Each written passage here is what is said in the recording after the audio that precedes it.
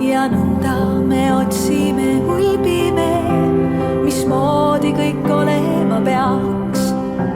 Ta sunnib hommiku valguses oma enese ilus ja veas, oma enese ilus ja veas. Tere tulemast kuulama Tervisetasku podcasti. Mina olen saatejuht Merike Lehepuu. Kas sa oled mõnikord mõelnud ja vaadanud, et mõni inimene ajab sind närvi enne, kui ta üldse midagi öelda suudab? Ja kas sa oled vahel mõelnud selle peale, et miks inimesed ei võiks olla lihtsalt normaalsed? Ja võib-olla oled ka sina üks nendest, kes on tahtnud muuta kedagi teist, aga mitte iseennast. Sellest ja veel paljust põnevast olen ma täna saatesse kutsunud ühe väga ägeda mehe, kelle nimi on Kaido Kubri. Tere tulemast saatesse, Kaido! Tere, Merike! Ja sina oled võtnud endale väga ägeda ja võimsa nime ja sa oled isiksuse tüüpide ekspert, treener ja autor. Täpselt nii. Ja sa tegeled väga ägedate asjadega ja sa oled kirjutanud raamatu. Miks inimesed ei võiks olla lihtsalt normaalsed? Yeah. Ja miks siis nad ei ole normaalsed, Kaido? Sest, et keegi ei ole normaalne, kellegi teise arvates lõpuks. No tegelikult see raamatu esimene sissejuhatus ja esimene lehekülg kohe vastab sellele küsimusele ära. Ja see vastus on siis see, et tegelikult kõik on normaalsed. No, kõik on normaalsed, aga igaüks on normaalne natuke omamoodi. Ehk siis, et see normaalsused on erinevad, et siis sõltuvalt siis kõigest sellest, kus me pärit oleme, kuhu me sündinud oleme, meie lapsepõlvest, vanematest, koolist, lasteaiast, kõigest. Ja selle tulemusena tegelikult on meile kujunenud täiesti unikaalne normaalsus, mida päris täpselt sellist ühtegi teist maailmas ei olegi. Et eks siis tegelikult iga inimese normaalsus ongi väga unikaalne. Isegi kui on tegemist kaksikutega, siis kaksikud ikkagi elavad erinevad elusid veidi. Et üks saab ennem süüa, teine saab teisena süüa ja siis ühele tekib üks trauma, teisele tekib teine trauma. Et eks siis selles mõttes, et me kõik olemegi normaalsed, aga igaüks oleme oma normaalsuses unikaalsed. Ja nüüd, kui ma sind kuulasin, saan ma aru, et kõik need raamatud, mis on kirjutatud, et kuidas naistega käituda, kuidas meestega käituda, siis tegelikult see ei anna tulemust, sest et me oleme kõik nii unikaalsed. Absoluutselt ja kõik isiksuse analüüsid ja isiksuse tüüpide mudelid ka tegelikult kaasa arvatud see mudel, millest mina räägin, see diski mudel, et neid kõiki tuleb alati võtta selle eeldusega, et tegelikult meil ei ole võimalik lõpuks ühtegi mudelit ära luua. Selles mõttes nagu mingit sellist lõplikku tõde, ütleme siis niimoodi. Nagu, kui me näiteks teadusest tahame mudelit nagu luua, et teadusest, et selleks, et midagi oleks justkui nagu teaduslikult tõestatud, selleks meil peaksid olukorrad olema, või nii-öelda testisituatsioonid peaksid olema üks-ühele replikeeritavad või korratavad. Aga kuna inimesed on kõik erinevad, siis tähendab, et mida iganes me üritame mudeldada inimkäitumises, nagu, siis tegelikult juba lihtsalt see, et inimesed on erinevad, see keerab kogu mudeli kogu pekki.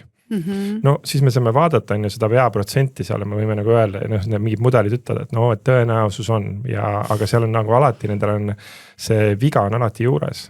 Et eks siis seal ei ole see, et ma võin öelda näiteks selle puidu kohta või selle mingi kivitüki kohta, ma võin öelda suht suure tõenäosuse, kui ma võtan selle, ma võtan selle siin on üks mingi kivipank on ju, ma võtan sellest need siit ühe tüki, teise tüki, kolmanda tüki on ju, tõenäosus on, et nad kõik kolm annavad testis samasuguseid tulemusi.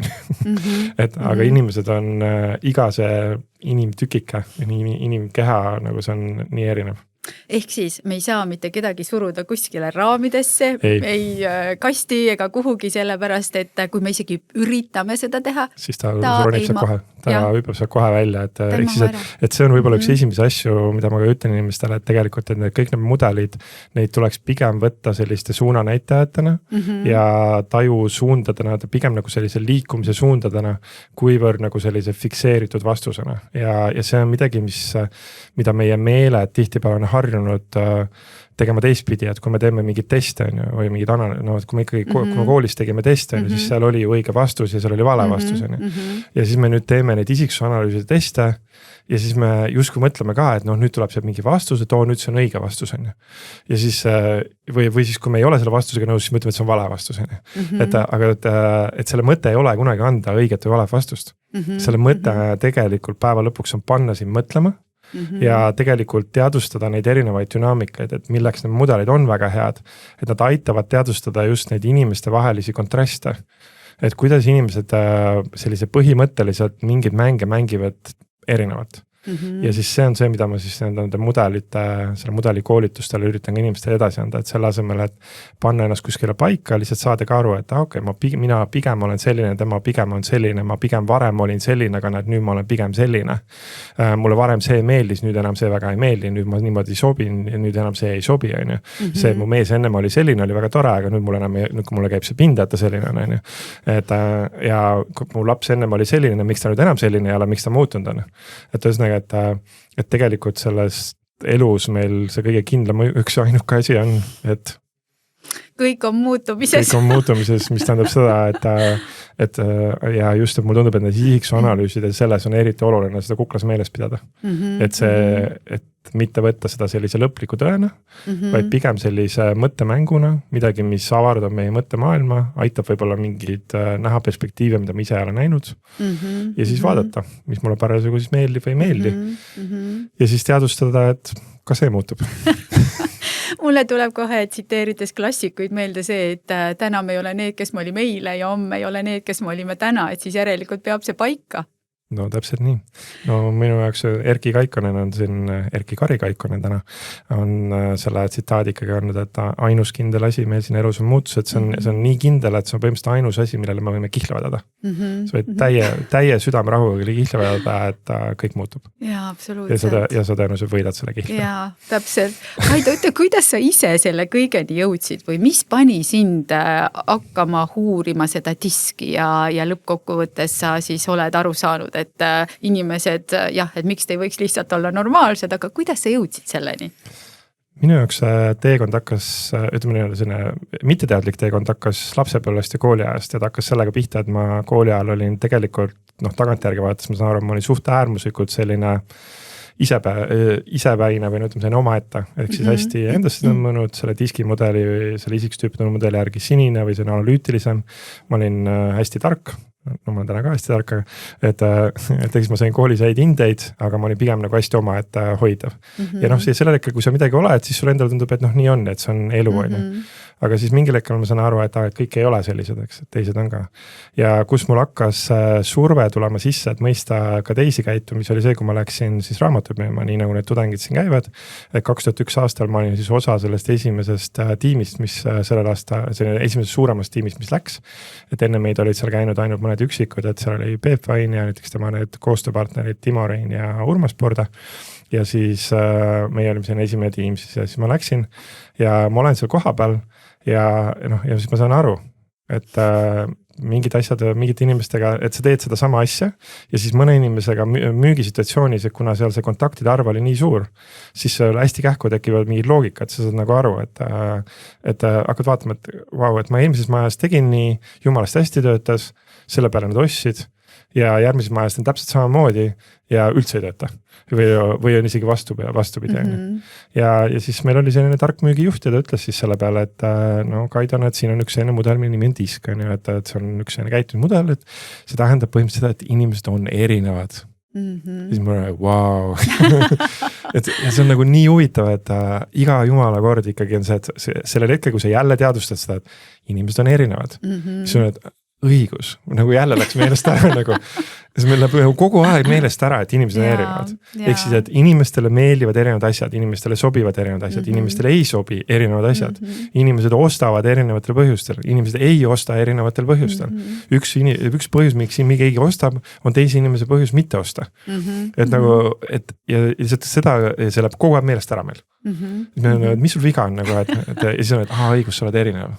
Et okei, et ja siis sealt hakkas pihta ja siis 7 suve käisin kokku, tegin 20 000 kontakti, külma kontakti ukselt uksele ja seal avastasin meeletult palju endast ja siis väga palju teiste kohta, hästi palju, kuna seal töö iseloom oli peredega ja kodudes, siis hästi palju õppisin kodudünaamikaid ja peredünaamikaid, vanemate suhteid omavahel, vanemate suhteid lastega, mis on tegelikult väga intiimne keskkond, et päris igat ühtes oma koju ei lase. Just. Et selle võrra nagu ma sain sealt väga palju noore tudengina sellist ettekujutust, et kuidas elu käib ja kuidas erinevad inimesed elavad.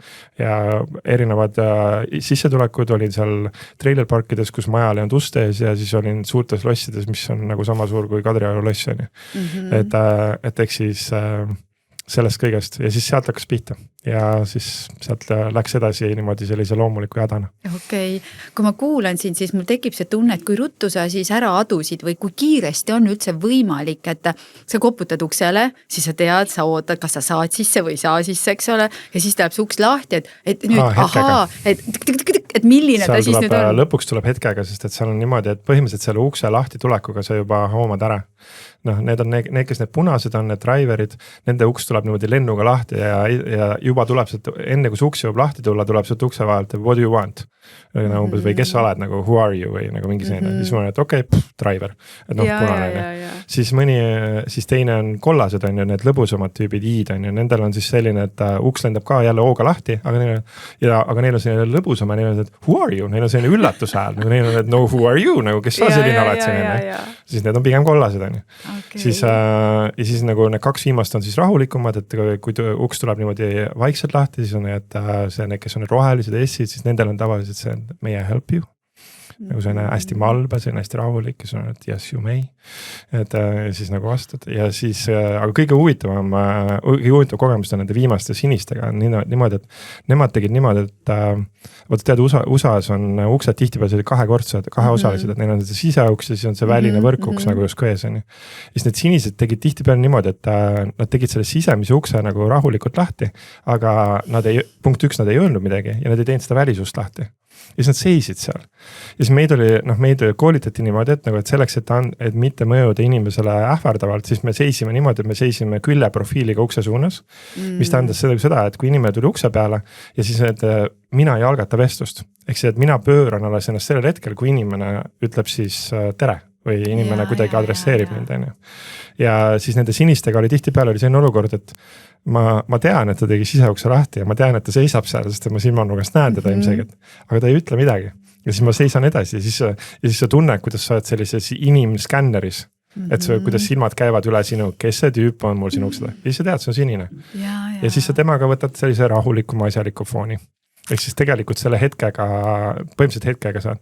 Ja võib tunduda, et see on müügis, aga tegelikult kui kes iganes siin praegu kuulab ka, ma pakun sulle, et tegelikult meil on kõigile need andurid antud ja sa kõnnid kuskil tuppa sisse või sa kõnnid kuskil ruumis ja kui ma ütleks sulle, ma ei tea, oled kuskil bussijaamas või lennujaamas mõnikord on ju, et sa võid niimoodi lõbu fun'i huvides võid nagu jälgida inimesi. Ja tõenäosus on, et sa vaatad üle ruumi juba jaa, see on pigem sinnapoole. See on pigem see, sest et seal on seda kehakeelt ja miimikat on nii palju ja nagu ütlevad, et 60% on kehakeel on ju, et kui sa saad sinna juba hääletooni ka juurde, siis sul on tegelikult info käes ja sõnad ei ole olulised. Okei. Ma küsin veel selle raamatumüügi kohta lihtsalt seda, et kui need inimesed on erinevad, inimtüübid on erinevad, kas siis on sinu jaoks joonistunud välja ka see, et kes kõige rohkem ostavad? See sõltub neist, see sõltub minust. Et kuidas sina nende tüüpidega siis suhestud ja kui hästi sa nad siis nii-öelda nagu enda jaoks nagu lahti justkui võtad, eks ju, või läbi skännid, eks? Lõpukutse on niimoodi, et müügis on ikkagi niimoodi, et selles müügis on kaks etappi. Üks etapp on see, et sina pead sellele inimesele meeldima, sest et nagu mõnikord on, et kui sa oled olnud ise mõnikord müügisituatsioonis, ma pakun, et sul on ka olnud olukorda, kus sa, et oled sina ise klient on ju, ja sa lähed kuskil midagi ostma ja sul on isegi väga vaja midagi osta, aga sulle see müügiinimene üldse ei meeldi. Ja siis ma pakun, et sa lähed minema, sest sul on niimoodi, et tead, mul on seda küll vaja, aga ma lihtsalt ei osta sinu käest, et ma lähen ostan selle kõrvalt putkast või nagu kõrvalt majast või kuskilt teisest.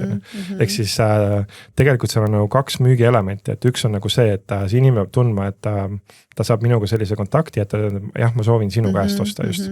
Ja siis teine küsimus on siis sinna juurde, kas tal tegelikult üldse seda toodet vaja on tal selle toote jaoks vajadus, seda aitama juba tehniliste küsimustega juhtida, et mis ta see vajadus on, mis ta see olukord on, et kui meil olid seal hariduslikud raamatud, et kuidas lastel koolis läheb, kas sellel asjal oleks väärtus, sest et mu eesmärk ei ole müüa inimestele midagi, mida neil vaja ei ole.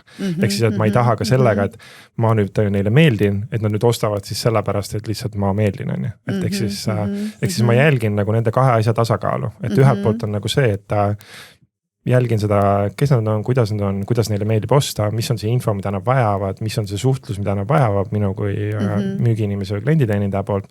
Ja siis teiselt poolt siis see, et kas see toode tegelikult on neile vajalik ja kas see tegelikult katab nende neid vajadusi, mida nad soovivad, et oleksid kaetud. Jaa, täitsa loogiline tundub ja nii ongi ju tegelikult elus, eks.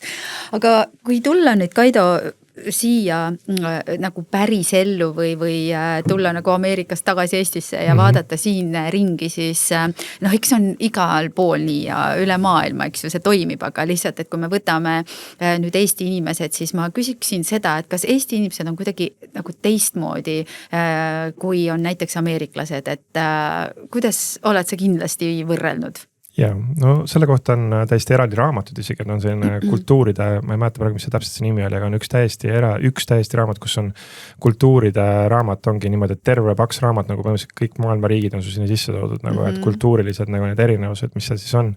Ja pluss siis nende isiksusanalüüsidega ka ma olen siis kokku puutunud, et mis siis, mida siis on rohkem, mida on nagu vähem inimestel, eks. Ja Eesti inimesed üle, ikkagi keskmised siis on pigem alahoidlikumad, et eks siis kui me räägime sellest diskimudelis konkreetselt, et siis eestlasi kõige rohkem on neid rohelisi, ehk siis S-i tüüpi neid on kuskil 40% ja sinisid on kuskil 30%. Ehk siis kuskil 70% on pigem sellised rahulikumad, alalhoidlikumad, ei suru ennast peale, et mis nende, kui võrrelda, mis nende erinevus on, et siis, et need D-d ja I-d ehk siis punased kollased, nemad on nagu rohkem sellised isekamad, kõvema häälega, nõudlikumad, tahan seda, mis tahan, ja siis need rohelised ja sinised, keda siis on enamus eestlased, nemad on pigem sellised alalhoidlikumad, nemad pigem on sellised head kohandujad, et nemad nii-öelda võtavad seda, mida antakse versus nagu see, et ma lähen nõuan seda, mida mina tahan, et eks siis, et ja see, et selles mõttes, et selles eestlastes on ikkagi väga palju sellist alalhoidlikkust, et isegi kui vahepeal võib-olla paistavad silma nagu rohkem sellised mingi kõva häälega üksikud nagu sellised näited, et siis tegelikult, kui me võtame Eestit nagu suuremas pillis, siis pigem sellise, et me oleme ikkagi väga leplikud. Nüüd, kas see nüüd suures pillis hea või halb, eks see on iga ühe enda hinnata. Et eks me tegelikult tahaks õppida, lõppkokkuvõttes me individuaalsel tasemel me tahaks õppida mõlemat. Me tahaks õppida seda, et kus on nagu see koht, kus ennast kehtestada ja nii-öelda teha oma suu lahti ja öelda, mis sina soovid ja nii-öelda kehtestada mingid oma piire. Ja teiselt poolt on siis see, et on oluline olla ka hea ühiskonna liige ja teiste inimestega hästi läbi saada enda ümber. Vaata see viimane, mis sa ütlesid, et see praegu siia meie ühiskonda kuidagi sobitub kuidagi väga konarlikult, sellepärast, et meile ju öeldakse, et oi, et eestlased on nii, et jah, et ega me ei tee väga suuri ala ülestõusi ja ei lähe väga plakatitega kuskile, no minnakse, aga see on ikkagi väga väike osa meie ühiskonnast, eks ole, kes seda teeb, on ju, et siis tegelikult see, mida sa praegu ütlesid, viitab sellele, et me peaks nagu rohkem siis olema julgemad ja tegema midagi teistmoodi, et me saaksime koos siis midagi muuta, eks ju, aga kui neid on nii vähe, neid, kes sõna võtavad ja neid, kes siis midagi tahavad muuta, siis seda muutust on raske ellu viia. No see eestlaste muutus tuleb nende rahulike tüüpide, nende roheliste siniste rahulike tüüpide muutus tuleb sellest, et kui minnakse nende väga sügava turvatunde kallale või pere kallale. Ehk siis, et kui sa võtad mingi, kui see miski, mida tehakse, kui see peaks minema nagu päriselt nagu pere kallale ja pere turvatunde ja hoituse kallale, no siis sul hakkavad need rohelised ja sinised ka nagu tagajalgadele tõusma. No, et jah. Ma ei laienda raha rohkem. Ja okei, aga samas on ju igas inimeses kõik need 4 alget olemas, eks? Just, et eks siis tegelikult see koht, mida me tahame endast tundma õppida, ongi siis see, et aru saada, kuidas me ise oleme kujunenud. Seal on meie lapsepõlve, kõige suurem mõju ilmselgelt on lapsepõlvest, ehk siis suur osa meie nendest alateadlikest käitumismustritest ja uskumustest kujunevad enne 12. eluaastat, ehk siis seda mõõdetakse Eesti asjast nagu ajuvõnkesagedused, et ehk siis täiskasvanute selline igapäevane ajuvõnkesagedus on beta-sagedus, mis on seal 16 hertsi ja kõrgem ja see on siis see, millega sa saad siis anda asjadele hinnanguid ja oskad öelda, mis on õige ja vale ja sellel beta-sagedusel on ka siis see võime nii-öelda asju kas siis vastu võtta või tagasi lükata, et nagu, et sa saad öelda, et see mulle meeldib, see mulle sobib, seda ma võtan vastu, see mulle ei sobi. aga selleni lapsed jõuavad alles jah, kuskil see teismelisena 12-13. enne seda on alfa, teeta, delta lained ja need on nagu alfa ja teeta on siis konkreetselt täiskasvanute puhul hüpnoosisagedused. Ehk siis kui sa tahad kedagi hüpnotiseerida, siis ma pean su tooma sellest beeta sagedusest alla alfasse või teetasse, siis ma saan su alateaduse nagu ligi. Ja et on hea teadvustada, et tegelikult esimesed 12 aastat me kõik, pluss-miinus midagi, aga et me esimesed 12 aastat me kõik oleme põhimõtteliselt hüpnoosisageduses. Mis tähendab seda, et kõik see, mis meie ümber toimub, läheb otse meie alateadvusesse ja meie ellujäämissüsteemi kui normaalne. Ehk siis, kus me selle, küsimus, kus meil see normaalsus tuleb, on ju. Ehk siis meie normaalsus tuleb sealt ja nüüd jama selle juures on nagu see, on ju, et see oli siis normaalne, kui sa olid kuni 12 aastane, on ju. Nüüd täna 10, 20, 30, 40 aastat hiljem, on ju. Eriti tänase elu juures, mis muutub päris kiiresti. Me saame kõik aru, et see normaalsus ei päde enam. Aga ja siis sealt tekib selline asi, mida öeldakse, siis on see kognitiivne dissonants, et justkui et see tuleb mingi, mis on minu jaoks normaalne, näiteks võib-olla kui sa olid seal väike laps, on ju, siis oli näiteks mingi näljahirm oli, et võib-olla või oli sõjahirm väga palju tugevamini, täna on ka sõjahirm, aga oletame näiteks, et oli mingi näljahirm või mingisugune mingid mured olid, mis olid väga aktuaalsed sellel ajal. Minu esimesed 12 aastat oli 1980 kuni 1992 on ju. Et eks siis minu sellised väga tugevad alateadlikud programmid tulevad 80 aastatest, mida mu vanemad siis ümber kogesid. Ja nüüd, kui ma ütlen, kui ma peaksin kui ma püüaksin loogiliselt, et kui ma püüaksin täna hakkama saada nende uskumustega, mis pädesid 80-ndatel, siis igal ühele tundub see täiesti jabur. Nagu, et ma saan aru, nagu, et täiesti mõttetu on üritada täna hakkama saada 80 aastate uskumustega. Aga samal ajal see on see, mida me teeme. Sest et me ei saa teha vastupidi, sest et see on see, mis meil alateadlikult nagu tuleb. Ja mida teadlikumaks me sellest muutuma, mida rohkem me mõistame, et sealt tuli mingeid asju, seda rohkem me saame siis nii-öelda võib-olla pöörata tähelepanu nendele mingitele elementidele, mis võib-olla me kõige rohkem täna takistavad, et ongi saada aru, et kuule, tea küll, et see 80-ndatel, 90-ndatel see asi pädes, aga täna aastal 2026 see võib-olla enam ei päde nii palju. Et, ja siis on selleks, tänaseks on lõputus koguses erinevaid tehnikaid, kuidas siis seal oma selle alfa või teeta lainetega võta helid, võta lõhnad, võta kehapraktikad, võta igasugused muud alateaduse muutmise viisid, mida täna tuleb nagu seeni pärast vihma. Ja siis selle abil muuda omal see mingi uskumus ära ja tule sellega aastasse 2026. Jaa, just täpselt. See on nagu väga hea soovitus tegelikult, sest et ma just kuulasin seda lapsepõlve teemat, siis sageli ongi ju see, et kui laps läheb kooli, siis ta võib olla sotsiaalne eelnevalt, eks ole, ja kõik, aga ta läheb kooli ja siis ongi see, et kuidas siin nüüd selline maailm on, et nagu ta ei saa arugi, ei pruugi aru saada algul, et tema teeb nii, miks ta nii teeb, et võib tekkidagi täielikult selline error, eks ole, sellepärast, et miks kõik ei ole normaalsed, miks nad nii teevad, eks. Ja just see on väga hea, mis sa välja tõid, et see 80-ndate või siis mis ajast pärit on ju, et need uskumused, siis mulle kohe meenus nagu see, mida mina olen väga palju kuulnud, et öeldakse, aga ma olengi selline. Kas see on nüüd kaitse, rünnak? Kas see on normaalsus, kui inimene vastab, aga ma olengi selline? No see on kaitse ikkagi. See mõttes nagu, et mingis mõttes on nagu see, et see justkui see muutus, mida võiks välja pakkuda, see tundub mulle kas liiga ebamugav või tundub midagi, mida ma ei taha ette võtta ja see on selles mõttes, et on nagu fair, et ma tean, et ma olen ise ka mingil ajal, ma olen natuke olnud ka selline suruv inimeste suhtes, et kuule, mis sul viga on, aga muuda ära lihtsalt on ju.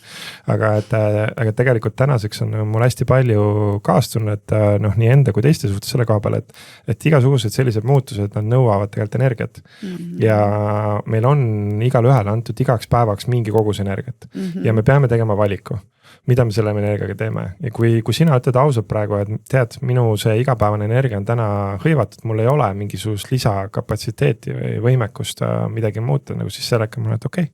Siis pane sinna nagu ja siis pane see lihtsalt endale kuskile kirja, et sul on see kuskil mingi märkmik on ju, et kui mingil hetkel tekib, et sul hakkab nagu sellest päevast tekkima mingit lisavaba energiat, et sul oleks vähemalt midagi siis, kuhu seda suunata. aga et kui parasjagu ei ole seda, siis ei ole, sest et see muutus igal juhul vajab energiat, see ei ole nii, et lihtsalt muuda ära, et no ei, siis ei muutu. Ja, aga vaata, kui sa niimoodi ütled, siis see on nagu ikkagi juba kõrgem pilotaaž ehk teadlikkus on ju selles mõttes, et kui sa saad kodus rääkida sellest, et minu energia on tänaseks ammendunud või et vaat mul on veel nii palju energiat, et jõuda nagu siit voodis puhata välja, eks, aga samas võib teisel tekkida see, et mis sul viga on? Mis sul viga on ju? Ja ma tahan rääkida sinuga, mul on need asjad on ju. Mul on vaja, et sa kuulab mind praegu. Just. Et nagu, et mul ei ole vaja, et sa midagi teed, ma tahan, et sa lihtsalt kuulad. Ja ma olen, et ei, no see nõuab ka energiat. Absoluutselt. Ja seal tekibki see, et väga lihtsalt võibki öelda, et miks ei võiks olla normaalne, on, mis sul viga on, käib nagu see asi või tuleb see siis hästi lihtsalt välja, mul on tunne. Me eeldame ilmselt väga-väga palju, et kõik inimesed võiksid olla nii nagu meie oleme, ma olen hetkel nii normaalne, on, miks sina ei ole? Täpselt. Selle energiakulu peal on ka hästi oluline üks osa mu töötubades, mida ma ettevõtetes tiimidega teen, ongi see teadvustamine sellest, et erinevad tegevused võtavad erinevatel inimestele erineva koguse energiat. See ehk siis sõltuvalt kas siis isiksutüüpidest, millest kuidas iganes me neid kaardistame, me teeme seal ka töörolle, et võib olla vabalt niimoodi, et on mingi töötegevus või tööroll näiteks, mis sinul võtab võib-olla väga vähe energiat. Näiteks toon väga lihtsa näite, et töö juures tihtipeale, et saada see email ära kellegile, kes iganes. On see klient või keegi koostööpartner või mingi kolleeg või kellega, saada kähku see email ära. Ja sulle endale tundub nagu, et see on kõige lihtsam liigutus maailmas, sest et mina ise olen väga hea selles, et emaili saata. Kui mul on vaja kellegile emaili saata, ma võtan oma telefoni, mul on see nagu 30 sekundiga või 2 minutiga maks nagu tehtud. Ja see email on teile läinud, kõik on ju. Ja siis on samal ajal on inimesi, kelle jaoks juba see mõte, et juba see lause, et saada see email kähku ära, ta peab juba pausi võtma. Ta peab juba võtma, et kuule, mul on nüüd vaja minna korraks kohvinurka, ma pean nüüd omale ühe kohvi tegema või ma pean minema väikse suitsu tegema, aga mul on vaja korraks minna värsket õhku hingama. Siis ma pean ennast kokku võtma, siis ma pean hakkama mõtlema selle peale üldse, mida ma üldse kirjutan. Siis ma kirjutan esimese rea, tere Toomas. Siis ma hingan sügavalt sisse välja, siis ma võib-olla kirjutan 2 rida ära, siis ma kustutan seda 2 rida ära, siis ma nagu muudan igat seda sõna seal. Siis põhimõtteliselt see sama lihtne liigutus, mis minul võib-olla võtab mingi minut või 2 aega, võtab teisel inimesel mingisugune 3 tundi reaalselt. Ja mida rohkem me omavahel koos töötades, on ta siis perekonnas või meeskonnas, mida rohkem me teadvustame seda, et tegelikult erinevad liigutused võtavad erinevas kogus energiat ja kui me suudame nende peale sellepärast mitte pahased olla, vaid me suudame nendega nagu leebed olla, et ja mõistagi, et okei, et ma saan aru, et minul on see lihtne, ma saan aru, et sulle see ei ole lihtne. Sest et järgmisel hetkel, et see laud on teistpidi. Ja see on midagi, mis on tema jaoks lihtne ja tema küsib, et mis sul viga nüüd on, et tee ära, on ju. Ja siis olen mina seal nagu puntras. Et eks, et mida rohkem me suudame olla leebed sellega, et me teadvustame, et okei, kuule, ma saan aru, et see on sulle keeruline. Võtame koduse keskkonna, kellelgi on väga lihtne, et kuule, pane kähku midagi panni peale, tee midagi süüa. Ühel on, pole probleemi, nagu ta põhimõtteliselt nagu pime silme võib ka ära teha selle. Teisel on niimoodi, oota, kui palju ma seda õli panen? Jaa. No, ja siis teisele tundub, mis su viga on? Või üks on, et kuule, pane need, miks sul on need asjad laiali, miks sa need ära ei pane? Mis sul viga on? Ja siis ja just, et kõige põnevam selles mängus on see, et tihtipeale need kõige rohkem ärritavamad asjad on tegelikult väiksed. Need ei ole suured asjad. Kui suured asjad lähevad, suurte asjadega me kuidagi mingil tasandil saame aru, et me suurtes asjades oleme erinevad, me seal kuidagi aktsepteerime oma erinevust rohkem. Aga kõige rohkem käivad pinda need väiksed asjad. Et see väike liigutus, mida üks teeb harjumuspäraselt ühtemoodi ja tal on väga keeruline seda muuta, siis teisel on, kuule, ma olen sulle 5 korda öelnud, et ära pane nõudepesu masinasse neid taldlikuid sinna, ma tahan, et taldlikud käivad sinna, palun pane neid õiges järjekorras. Ja tassid käivad sinna ja noad ja kahvlid käivad sinna. Et ma tahan, et need oleksid nagu, ja siis on, et kui keeruline see on, et kas sa oled mingisugune 5-aastane, kuidas sa sellest aru ei saa? Ehk siis tulevad need hinnangud, tuleb pahameel, tuleb ja siis nagu mida see teine teeb, teine ju hakkab vastu laksama, siis teine võtab oma nagu need tööriistad välja, tema ütleb, et kuule, aga mäletad omal seda olukorda, mäletad sinu seda teist olukorda, mäletad, seal oli jutt, et kuule, me käisime väljas seal ja siis ma ütlesin sulle, et kuule, tule kähku teeme ja siis sa küll passisid ja siis sa küll kiiresti nagu midagi teinud. No ja siis me annamegi üksteisele pähe justkui kui nende vastastikuste nõrkustega ja ja siis mõlemad kaitses ja kõik pekkis. Kusjuures mulle meenub siin see hästi kuldne lause, mis on mind hästi palju nagu hoidnud ja kandnud ja see, et inimesed ei tülitse omavahel kunagi. Tülitsevad need, tahakski öelda, need paganama uskumused, harjumused ja siis kõik veel see, et kui me teame seda diskimudelit, et siis see ka on kõiges süüdi, sest et oota, kus sa nüüd oled ja kuidas ma sinuga rääkima pean. Et kui me võtaks nagu astuks sammud tagasi ja vaataks, et okei on ju, et ta ei peagi ju tegema seda, mida mina eeldan, eks, et ta ju ei ole kuidagi moodi paha, aga seal tekib see koht, mida mina ise olen hästi palju kogenud, et just millega sa välja tõid, ma olen sulle 5 korda öelnud, ma olen sellest rääkinud ja siis tekibki see, et sa ei jõua enam. Et see kuidagi karikas saab täis, eks ju, ja siis ongi see, et vain. Sa tõstadki justkui käed üles ja annad alla nagu sellepärast, et sa näed, et siit ei ole nagu väljapääsu. Et kas sa siis tekib see eestlaslik, et sa surud alla, on ju? Ma olen tubli, ma ei ütle midagi, ma surun alla, aga ühel hetkel ikkagi käib ju see plahvatus, on ju? Mida rohkem alla surud, seda suurema plahvatusega tuleb. No täpselt täiesti kogenud, eks ju. Ja ilmselt on see ka kõikide puhul on ju nii, et kes siis kuidas seda plahvatust ka välja näitab ilmselt, on ju. Ma arvan, et see konkreetne teema on üks asi, mida minu nendel üks-ühele vestlustel ja tiimides ka tihtipeale, mis on inimestele kõige rohkem sellist nagu kergust toonud, et nad tänu sellele mudelile, kuigi see mudel, nagu ma ütlesin algul, et need mudelid ei ole lõpuni täpsed, on ju, aga täpselt nii palju, kui see mudel on võimeline, ta aitab inimestel teha seda zoom out'i korraks. Ja nad saavad aru, et okei, et see on selline käitumismuster, kus nagu nii käibki. Ja ma saan aru, et minul on ja ma saan hästi kiiresti inimestel tekivad flashbackid, ütlevad kohe, et jah, tean täpselt, see tuleb mu emast, see tuleb mu isast, see tuleb mu vanaemast, see tuleb mu sellest õpetajast, kes seal oli, et me tegelikult me saame aru, et ükski see käitumine meil on, et see ei ole juhuslik, vaid et ta tegelikult on kuskilt mingi jadana mingil hetkel käivitunud. Ja siis sellega saad aru, ja siis kui see tekib sellega, et okei, oota, kas sinul ei olegi selline elukogemus olnud või? Et sul oli teistsugune elukogemus ja siis kui me saan aru, et okei, minu elukogemus on mind kujundanud niimoodi ja see on väga loogiline, siis ma saan aru, et okei, sinul on ilmselgelt olnud teistsugune elukogemus ja see on sind kujundanud niimoodi, siis meil tekib hüppeliselt rohkem sellist leebust ja ka mõistmist. Mitte tingimata mõistmist, nagu ma mõtlen, ma eristan siinkohal ära, et mõistmine ei tähenda seda, et mulle see otseselt meeldib. See ei tähenda seda, et mulle nüüd nagu sobib see, mis sa teed. Aga ma vähemalt suudan nagu mingil tasandil nagu mõista, et ma siin raamatus ka kasutan, et me tahame justkui teisi inimesi tunda, aga tegelikult on oluline mõista, et me ei saa tegelikult kunagi teisi inimesi lõpuni tunda, sellepärast, et meil ei ole nende elukogemust, meil ei ole nende minevik. Aga me saame teisi inimesi mõista, eks ma saan nagu mõista seda, et tal on olnud see, mis tal on, aga see on pigem selline mõistuslik tasand, et ma ei saa kunagi lõpuni kellelegi öelda, et ja ma tean täpselt, mis sa tunned, kuigi see reklaam nagu on väga tore, aga tegelikult ma ei saa, nagu sa oled mingis olukorras, on ju, ma ei saa sulle öelda, et kuule tead, ma tean, mis sa tunned, sest ma ei ole kogenud sinu elu. Aga ma saan mõista, et sa tuled. Ja see on see, mis justkui tegelikult on ka juba suur samm edasi. Mulle väga meeldib see, et kui sa meeskondades räägid ja sa tõid välja selle emaili saatmise näiteks, siis tegelikkuses ongi ju minu arust see koht, et kui me saame õiged inimesed tegema õigeid asju, et kui tiimis on need õiged inimesed, et vot sina oled sinna väga hea, sina sinna, siis see ettevõte võib väga efektiivselt toimida, eks ole. Et kas samasugune mudel toimiks ka peres niimoodi, et kui me teame, millised on need meie tugevused, ehk mis tüüpi mina olen, mis tüüpi mees on, lapsed on, ma ei tea, vanaemad, vanaisad, kes kõik perekonda kuuluvad, et kuidas suhestuda.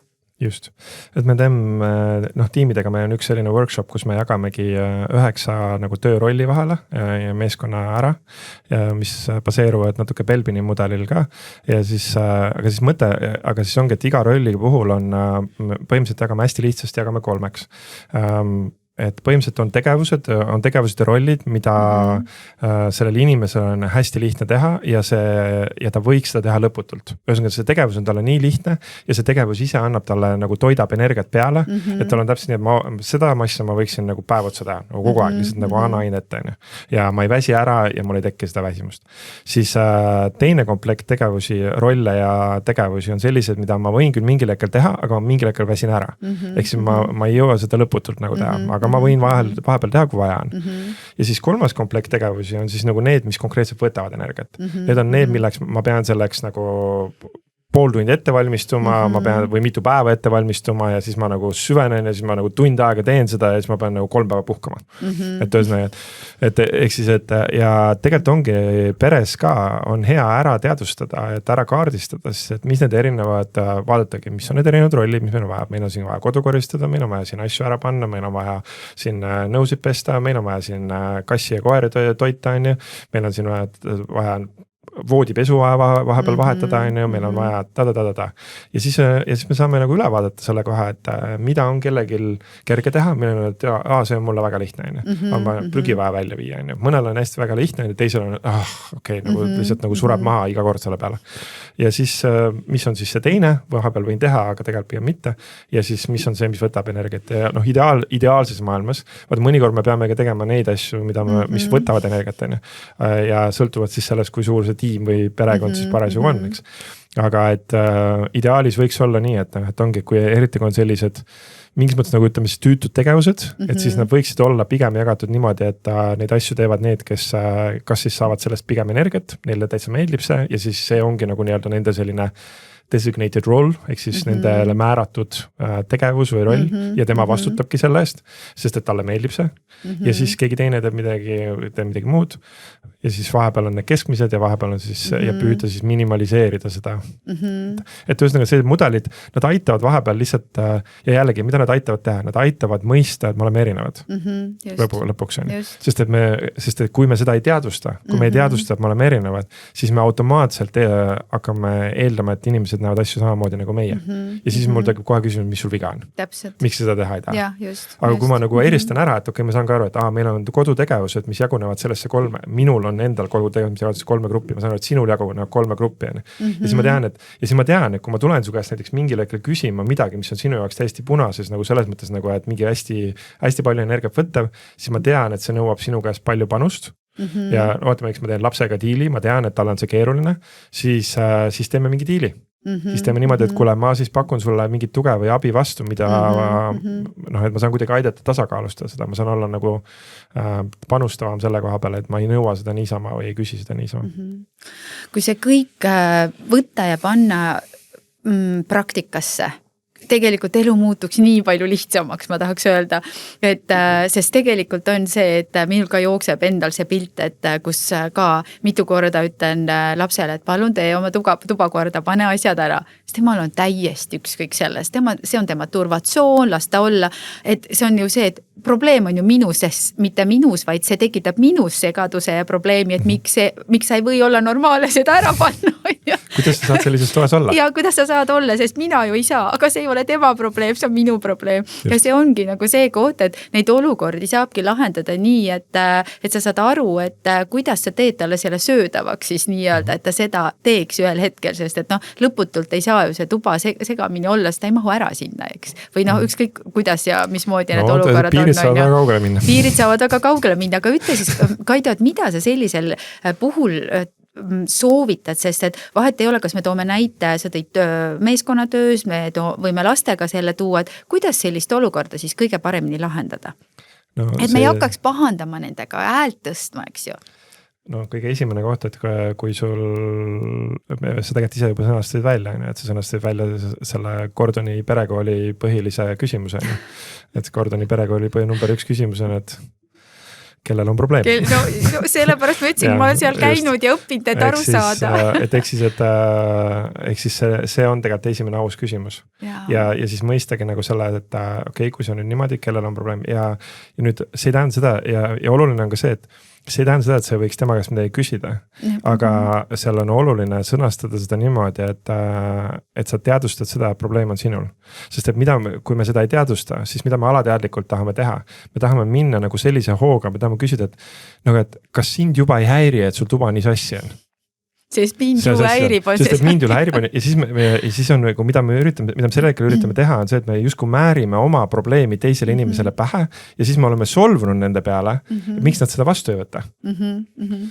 Ja kui me nüüd teeme selle liigutuse, et ma ei ürita talle seda pähe määrida, ehk siis, et kui temal ilmselgelt ei ole selle küsimust ja tal ei ole probleemi, siis ma ei pea üritama talle selleks teha, et tal on sellega probleem.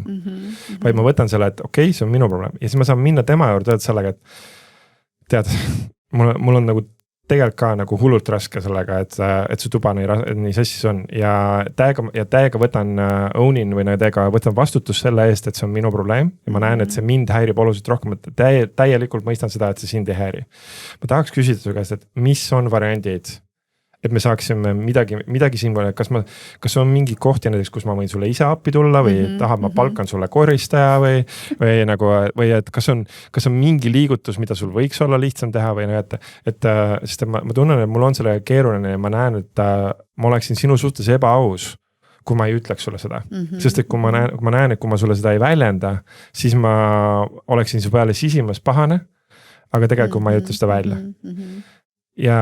Ja kui ma juba praegu selle välja ütlen, juba see väljaütlemine, mida sa arvad, see tekitab? See tekitab sellise rahutunde, et mind ei süüdistata, et mind mõistetakse, et see on täitsa okei, et kui see ongi sassis, et talle ei meeldi, ma teen selle ära, siis kui ma olen valmis või tekib see tunne, et võt, nüüd ma teen ära, on ju. Just, et eks siis, et ta saab, sest et see on, mis tekitab kõige suurem vastuseis on see, et kui inimene tunneb, et temal on justkui midagi viga ja tema enda süsteem ütleb, et tal ei ole midagi viga. Ja siis sina üritad talle pahe määrida ideed, et ei, sul on midagi viga, sest et sa ei taha tuba koristada.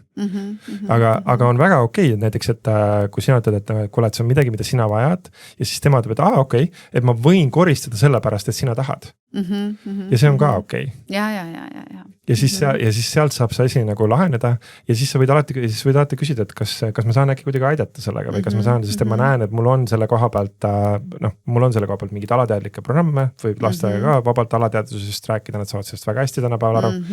Ja et mul on selle koha pealt häid harjumusi, ma võin ise aidata näiteks, et ma ei tea, et kui on mingi asi, mida sul on endal, et kui näiteks võib-olla ta ütleb, et tead, mul on nagu, mul käib mingi asi nagu mingi element kogu selles koristamises nagu nii närvidele, mul on nagu nii raske sellega, et ma siis ei tee üldse. Ja siis sa ütled, et kuule, aga kas sul on okei, näiteks vaatame mingi tolmu võtmine või põrandapesu näiteks või mingisugune tolmuimega tõmbamine, et näiteks, et sa võid näiteks pakkuda, et ma võtan selle ühe elemendi enda peale ja siis tema teeb ülejäänud osa näiteks. Et aga ta just hakkab pihta sellega, et hästi ausalt tulla sellesse, et minul on probleem. Ja tiimid, laiendada seda tiimidele täpselt samamoodi nagu. Et kui sul on keegi, kes sul on, sa saadad talle kirja, sina oled harjunud sellega, et sa vastad või mingi sõnum, sina oled harjunud, et iga kord, kui keegi mingi sõnum tuleb, sina kohe vastad, sina oled selline tubli sõnumitele vastaja ja siis sul on äkki keegi kolleeg, kes nagu passib ja kes on nagu, et sa isegi näed, et on sõnumit lugenud, saad aru, ta ei vasta. Ta ei vasta, aga mis tal viga on? Kas sa oled ju sõnumit näinud? See oli ju lihtne küsimus, mille ma sulle esitasin, miks sa mulle kohe ei vasta? No ja siis on nagu see jällegi. Minul on probleem, mitte tal. Ja täpselt. Ja kui sa lähed talle, siis kui sa ütled talle, et tead, mul on väga keeruline, kui ma näen, et sa oled küsimust näinud, aga sa ei vasta mulle, siis kas sa saaksid mulle järgmine kord, isegi kui sa kohe vastust ei tea, kas sa saaksid vähemalt öelda, et jah, ma sain su küsimuse kätte, et ma korraks mõtlen ja ma vastan sulle. Et kas sa saaksid, sest et see teine inimene oma peas juba nagu nii tegi seda. Aga ta lihtsalt ei kirjutanud seda. Just täpselt. Ja seal, kus lõpeb informatsioon, algab fantaasia. Algab fantaasia, siis tundub, et ta ignoreerib mind. Ta ei taha muga. Üks reel on ka, kus on nagu need tüübid vahetavad sõnumeid ja siis kuidas üks kirjutab nagu normaalse häälega mingit teksti ja siis teine loeb teisel pool nagu emotsionaalse häälega. Whatever, what do you mean whatever? Nagu, et eks siis selline...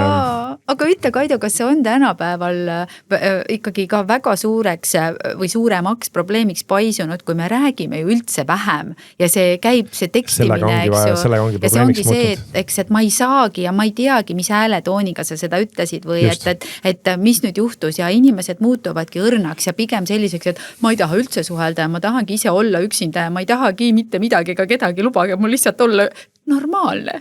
No, nagu täpselt. oled sa nõus? Jaa, täpselt nii ongi. Ma olen väga tänulik oma raamatumüügiaegsele müügijuhile, kes põhimõtteliselt keelas mul ära emaili teel naljade tegemise. Ta ütles nagu niimoodi, et Kaido, sarkasm, iroonia, huumor, naljad, isegi heas mõttes ei. Ehk siis, et emaili teel kirjalikult on ainult infovahetus või mingisuguste juba läbi räägitud asjade kirjapanek.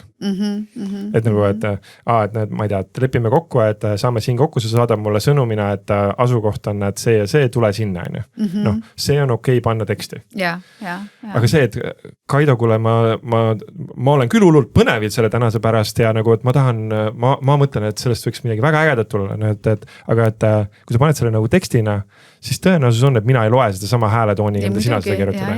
Ehk siis, et igasugused sellised, isegi positiivsed, ma isegi tahaks just öelda ka seda, et isegi sellised positiivsed nagu toetavad sõnumid, emotsionaalselt nagu head sõnumid, need peaksid olema ka kas telefoni teel või tänapäeval pigem nagu mingi audiosõnumina, et nagu minimaalselt audiosõnum ja audiotega on jälle tüütu on ju, sest keegi viitsi audiot kuulata, tekst on palju lihtsam, aga seal ongi see, et meil on oluline nagu mõista, et sellel hetkel see nii suur osa infost saab tegelikult kaduma. Rääkimata sellest, et kehakeel on ju, et kõik on kodukontorites täna ja kodukontoris, kui sa istud nagu selle ekraani taga niimoodi, et sinu ainult ülakeha on nagu pildi peal, mis tähendab seda, et tegelikult tihtipeale sinu käte liikumine jääb nähtamatuks, on ju sinu keha asend jääb nagu tegelikult nähtamatuks ja see kõik on tegelikult puuduv info.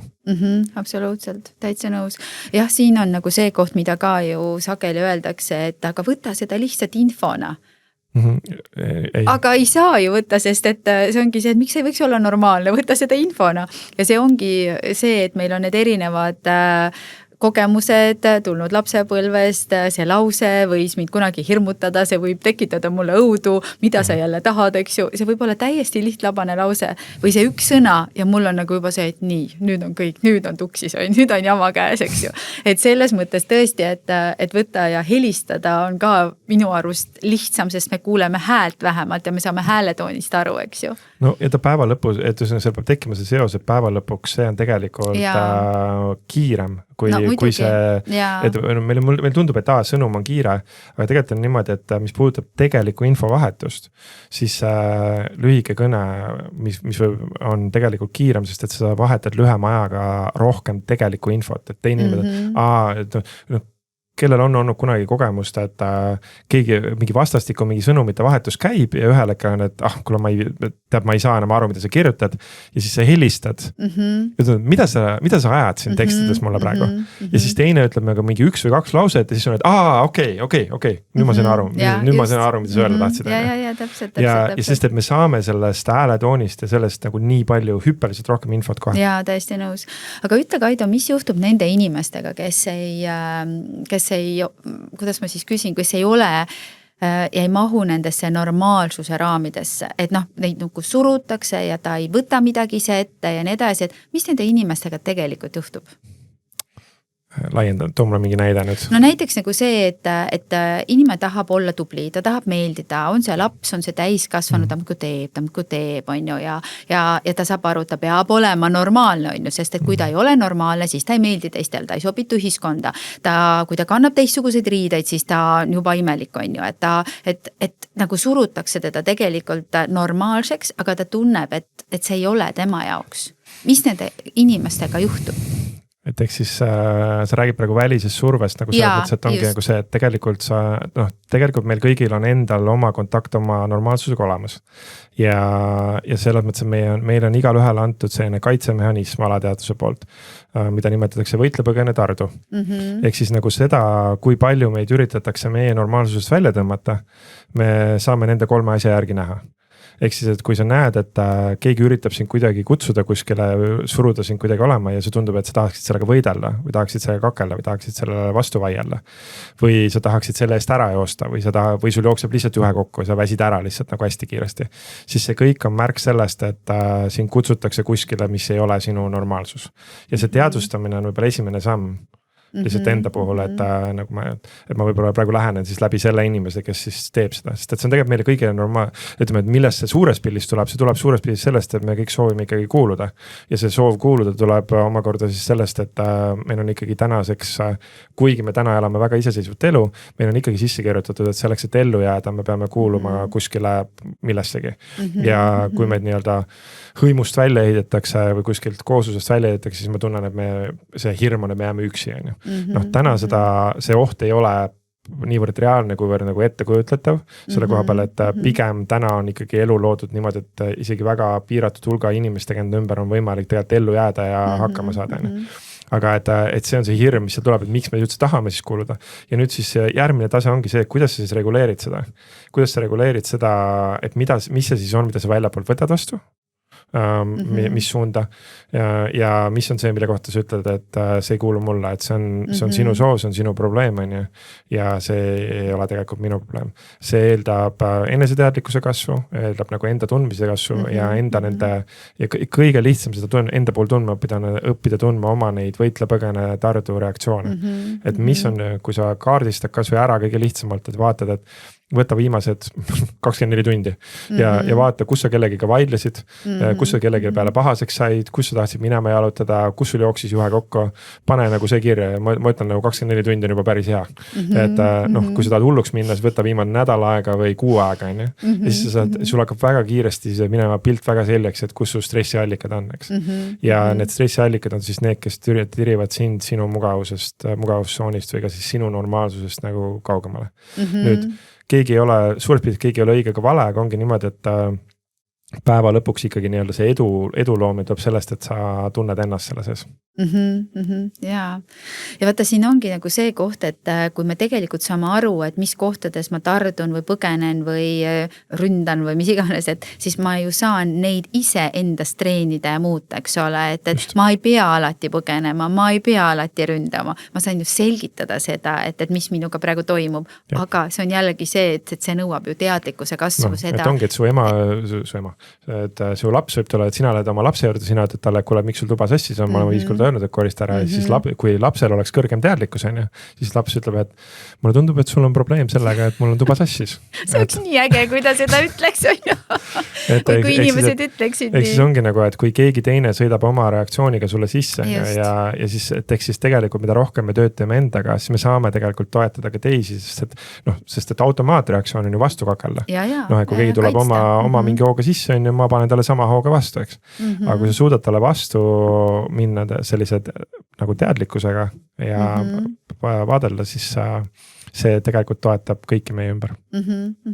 Ehk tegelik märksõna on ikkagi ju see, et kõik inimesed on normaalsed ja ka meie ise oleme normaalsed, eks. Meil on vaja, kusjuures see on nii oluline element. Et ka meie oleme ise normaalsed, et igaüks meist on normaalne, et meil võivad olla need mina ütlen alati oma kiiksud ja oma plussid ja oma miinused ja mulle kunagi üks väga hea sõber ütles aastakümneid tagasi võiks juba öelda, et vaata, kui sul seda ei oleks, siis sa ei oleks see inimene või see Merike. Ja see nii puudutas mind. Ma ei teadnud siis mitte midagi nendest asjadest ja siis ma mõtlesin, vau, aga jaa, et vahel väikesed laused tegelikult tuletavad meelde, et tegelikult me oleme kõik normaalsed ja samas ma tahaks öelda ka erilised, eks ju. Aga ometi me tahame ikkagi seda, et me tahame muuta. Ma teame muuta seda teist inimest, et miks sa ei võiks nii teha. Et miks sa ei võiks olla lihtsalt normaalne, me jõuame jälle sinna tagasi, eks. No minu lemmiklause, mis mind on hästi palju selle aastate jooksul kandnud, on see, et endale pähe ei anna ja teistega nõme ei ole. Ja lihtsalt normaalseks. Jah, et ja just ongi, et teistega nõme ei ole, aga endale ka pähe ei anna. Mõlemad on nagu olulised elemendid.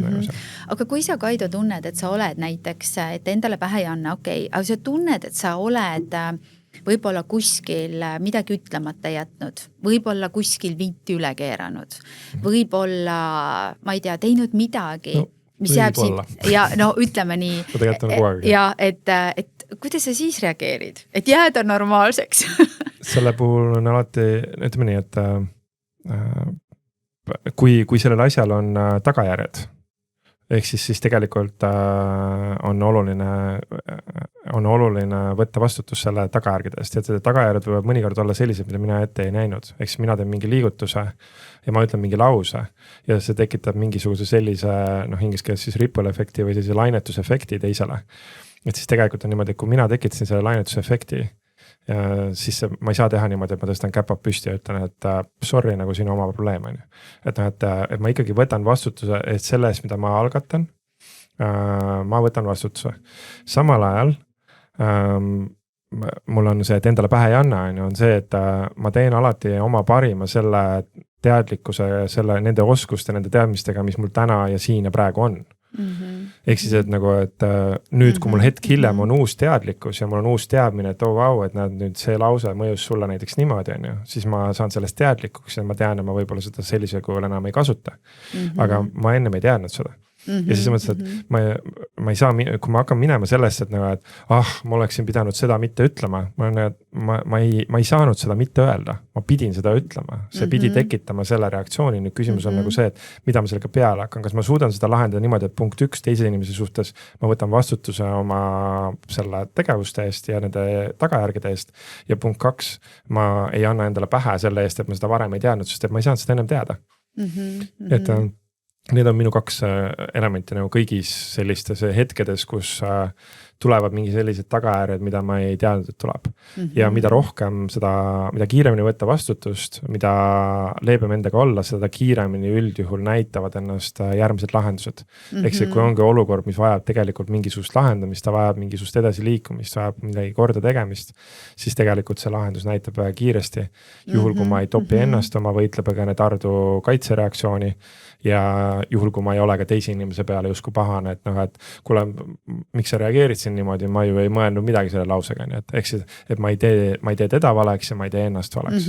Ehk siis, et ma ei tea kunagi, mida võib keegi tekitada. Jällegi see mineviku kogemus on, et on mingi lause, mina ütlen omast arust mingi väga lihtsa lause, ma ütlen, et kuule, minu arvates see asi käib nii ja teisel on, et miks sa kogu aeg surud mind kuskile? Ma olen, et ma ei surunud sind kuskile, ma lihtsalt ütlesin, et minu arvates asjad käivad nii. Et eks, aga temale selle lausega seostus võib-olla mingid oma vanemad või ema või isa või mingisugune endine elukaaslane või keegi teine. Ja siis tema, ehk siis igaüks reageerib oma minevikust lähtuvalt. Absoluutselt.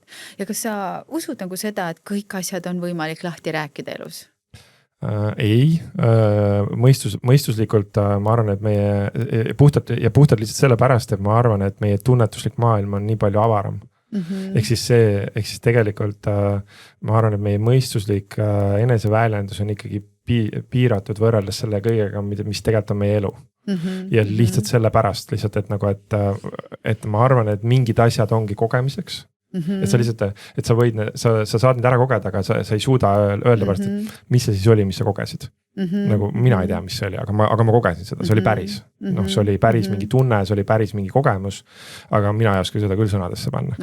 Et ehk siis puhtalt selle pärast, aga ma arvan, et päris paljusid asju saab vähemalt mingil tasandil sõnastada ja see on ka see, mida mina teen. Et kogu selle tööga ja mul on ka kodulehel on see mingid erinevad sellised lühitestid, mida inimesed saavad teha, mille mõte on, et seal mul on tasuta näiteks on koolidele õpetajatele, sest me teeme siin õpetajatele ühte programmi ja siis mul on seal klienditeenindajatele, sest et nende töö on mulle väga hingelähedane, sest et nemad panustavad väga palju, et neil on nagu sellised tasuta testid üleval, et mille mõte on siis anda sellist sõnastust, et just, et nagu saada paremini aru, et kuidas mina olen õpetajana või kuidas meie see kool toimib või siis klienditeenindaja, kuidas mina olen klienditeenindajana. Et just, et aidata sõnastada erinevaid vaatenurki ja siis on mõned tasulised testid sealt edasi nagu oma paarisuhte pinge suhtlus ja nagu mingi karjäärivaliku testid ja et ühesõnaga, et saab sealt edasi uurida. Väga äge. Ma küsin veel seda ka, Kaido, et milline on olnud sinu kõige suurem selline aha-efekt inimeste erinevuse kohta, mis on tekitanud sul selle, et vau, et saab, nii ka saab. On sul mingid sellist ahaad olnud? See on nagu nii hea küsimus, ma pean kohe korraks nagu peatuma ja mõtlema selle peale. Ma arvan, et neid väike momente tekib igas päevas ikkagi, et aeg-ajalt jälle tuleb, et mis on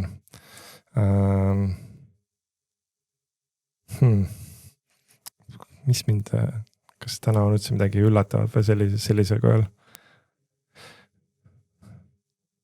No mind paeluvad äärmused, No, selles mõttes, et nagu, et puhtalt sellisest sportlikust huvist, puht oma karjääri huvist, puht sellest, et ma olen ise selline veits hull selle koha peal, siis mind paeluvad äärmused, ehk siis minu jaoks on alati huvitavad mingid sellised olukorrad, kus mõni inimene on kas äärmuslikult isekas, nagu on nagu niimoodi, et nagu põhimõtteliselt no lihtsalt nagu üldse ei näe, mis ta ümber toimub ja ta lihtsalt võtab oma asja. Ja siis mul on, vau, et see on nagu see on ikka see võime ülejäänud vahetult nende ümbritsevad maailma ignoreerida on ikka võimas. Noh, see on ikka võimas nagu isekus. Või siis teistpidi on nagu see, et on ka inimesed, kes on sellised äärmuslikud mitte isekad, kes on sellised nagu, et ta ennast üldse ei näe, ta näeb ainult teisi inimesi, ta näeb ainult seda nagu, et kuidas ikka kõiki teisi nagu aidata. Siis see on mulle alati selline veidi selline vau moment, et nagu, et vau, et noh, et ma püüan ta käest erinevate nurkade küsida, et kuule, aga mida sina tahad? Ja siis ta on, et no ma tahan seda, et ikkagi, et minu kõige olulisem asi on ikkagi see, et mul lastel oleks hästi. Okei, aga mida sina tahad?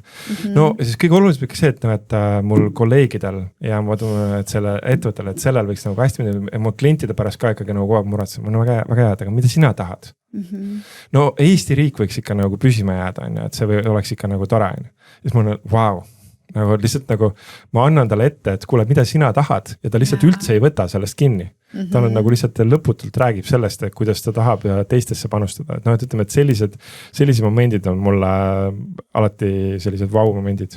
Ja vaata samas sa tood välja selle, et mida sina tahad, eks, et ometi öeldakse ja räägitakse seda, et seda enesearengut ja eneseabi on Eestis nii meeletult palju ja et igaüks peaks selle küsimuse peale 2 kätt üles tõstma, et kui küsitakse, et mida sa tahad, ma tean seda on ju, või et kes on elus kõige olulisem inimene, mina on ju, kõik peaksid seda teadma ja ikka on see, et inimesed no äkki võib-olla, et on seda ebakindlust tohutult palju ja see tulebki ilmselt sellest, et võib-olla inimene ei oskagi olla normaalne, sest ta ei tea, mida tähendab normaalsus tema enda jaoks, nii nagu me enne siin juba rääkisime, eks. Ehk siis tema normaalsus on hästi palju, ehk siis need tuleme tagasi selle alguse juurde, et need eestlased on need rahulikumad, alalhoidlikumad tüübid, et nende normaalsus on hästi palju täna seotud selle sobivusega ümbritsevasse keskkonda. Ja siis selle sees nagu tegelikult ei küsitagi üldse enda käest, et aga noh, kes see mina siis olen, et jah, ma olen osa selles keskkonnas siin, aga kes olen mina ka selle keskkonna sees, kes olen mina selles siin Eesti riigis, kes olen mina selles töökoosluses, kes olen mina selles perekonnas, kes olen mina selles sõpruskonnas ja mis on minu jaoks oluline. Ja ma ei ütle, et seda peab kogu aeg mõtlema, aga ütleme niimoodi, et ma ei tea, noh tavaliselt kord aastas on ju mingi aasta lõpu puhul on ju korraks nagu mõeldaks, aga ma ütleks, et see võiks olla selline kord kuus või kord paari kuu tagant selline hea praktika neile, kes on pigem tagasihoidlikud, et sa ei pea seda tegema tihti, aga et kui kogu elu keerleb ainult selle üle, et kuidas ma mahun sellesse ümbritseva keskkonna peeglisse, siis ikkagi kaob endaga see kontakt päris tugevalt ära. Just nimelt. Et kuidas, Kaido, sa võtaksid kokku meie vestluse, et millised on sellised, noh ma ei tea, 3 soovitust, mida sa annaksid inimestele, et kuidas jääda normaalseks. Need on siit läbi käinud, aga kui me võtame nagu kokku selle, et mis on nagu need 3 sellist punast lipukast, mida igaüks peaks nagu kohe saab rakendama hakata? Ma toon selle kombo, mida ma tegelikult ka kõikides oma koolitustes täna kõige lihtsamalt kohe toon, et millega tegelikult need mudelid nagu tegelevad, et ehk siis on 3 mängu, mida me kõik mängime siin elus. Ja 3 sellist tasakaalumängu ja nende kõigi 3 mängu puhul ma soovitan sul endalt küsida, et kus sa selles mängus parasjagu oled.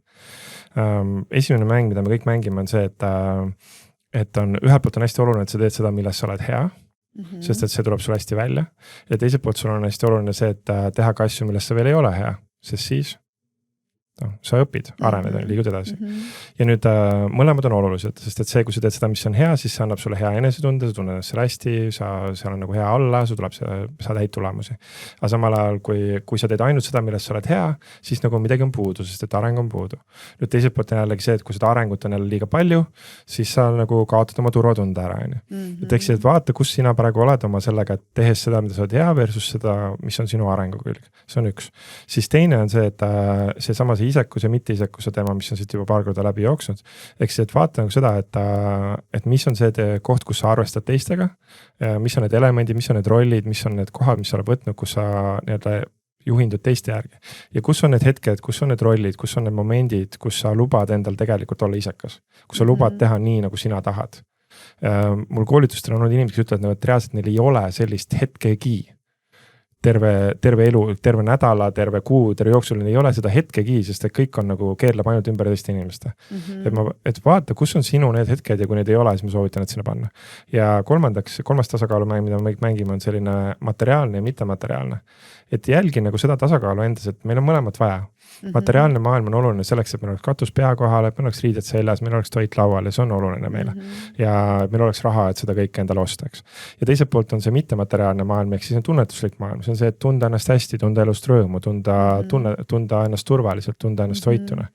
Ja jällegi, et vaata korraks oma päevale, oma nädalale, oma ajakavale otsa, nagu, et kui palju sa ühe teise peale nagu aega kulutad, kui palju sa nii-öelda mässad selle materiaalse maailmaga või kui palju mittemateriaalsega.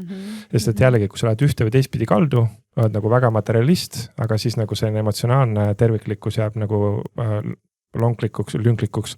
Ja täna on ka väga palju inimesi, kes lähevad selle emotsionaalse poolega väga kaugele, aga jätavad oma materiaalsed kohustused lünklikuks.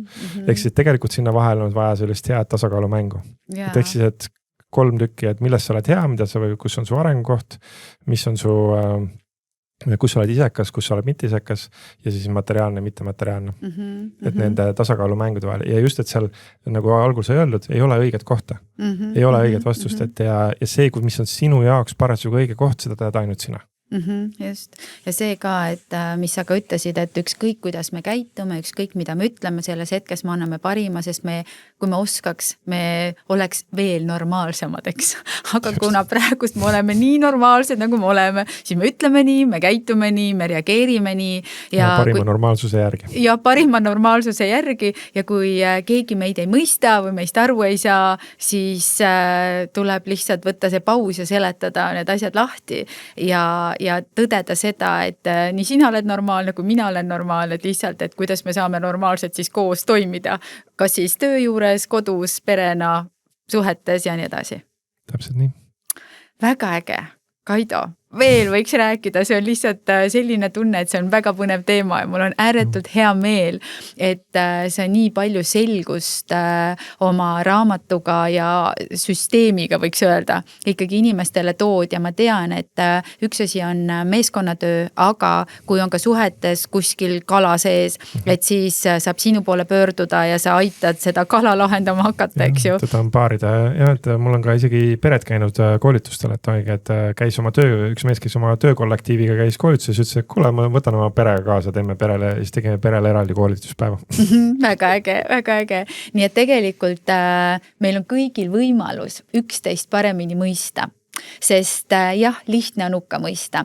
Ja ma usun, et igal ühel kuskilt läheb see piir ja millest siis Kaido rääkis. Et mina usun seda, et kui sa julged rohkem iseendasse vaadata ja enne, kui sa midagi ütled, tuleta kas või endale meelde, ma jään normaalseks ja vaata, kuidas siis need olukorrad lahenevad. Aitäh, Kaido, sulle tulemast, jagamast. Ja kui sa tunned, hea kuule, vaataja, et sa leidsid sellest saatest midagi enda jaoks, siis jaga seda meiega ja vaata ja kuula ka teisi episoode, sest ma usun, et kindlasti leiad tervisetasku.ee lehelt enda jaoks midagi põnevat. Uute kohtumisteni! Hommiku valguses oma enese ilus ja veas, oma enese ilus ja veas.